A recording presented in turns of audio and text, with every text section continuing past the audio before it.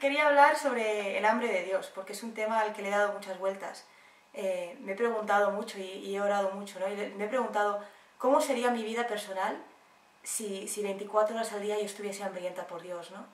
Y yo creo que sería un avivamiento personal, ¿no? Si cada uno de nosotros nos pudiésemos mantener hambrientos por Dios.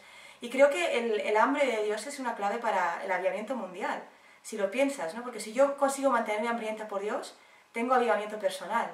Pero si una iglesia entera de personas estamos hambrientos por Dios, conseguimos un avivamiento de iglesia.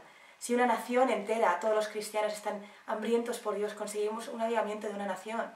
Entonces, ¿cómo sería el mundo entero si todos los cristianos alrededor del mundo pudiesen tener hambre por Dios siempre, ¿no?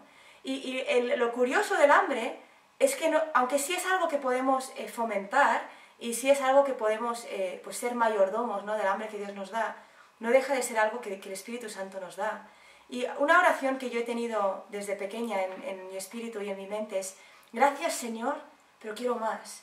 Y es algo que he orado mucho, ¿no? Y he orado siempre, ¿no? De gracias, Señor, por esto, gracias por lo que has hecho en mi vida. Y un gracias genuino, no una queja sobre pues, un inconformismo o una frustración, no, un gracias genuino de gracias por quien eres y gracias por lo que has hecho, pero quiero más de ti, ¿no? Y es este vivir con este sentimiento de hambre por Dios. Y en las bienaventuranzas, en Mateo 5, cuando Cristo dice: bienaventurados los pobres en espíritu, los pobres en espíritu, ¿realmente qué es? Es la gente que reconoce que necesitan más de Dios, ¿no? Es bienaventurados los hambrientos. Y a veces podemos pensar que el tener hambre es una insatisfacción, pero la palabra bienaventurados, en otras versiones, incluso dice felices.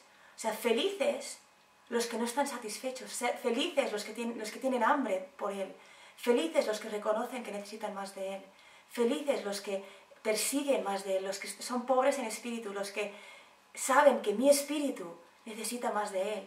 Entonces quiero simplemente lanzar el reto, ¿no?, de que tú pienses en cómo sería mi vida personal si yo viviese con un hambre por Él, ¿no? Para empezar, sabemos, porque lo dice la palabra, sabemos que nuestra felicidad sería increíble, ¿no? Que felices los que tienen hambre. Pero ¿cómo sería mi iglesia si tuviese hambre por Él? ¿Y cómo puedo yo ser mayordomo de ese hambre? ¿Qué puedo hacer con el hambre que Dios me ha dado? Así que nada, a ver si puedes pensar en eso, darle vueltas, hablar con Dios sobre cómo tener más hambre con Él. Y nos vemos a la próxima. Adiós.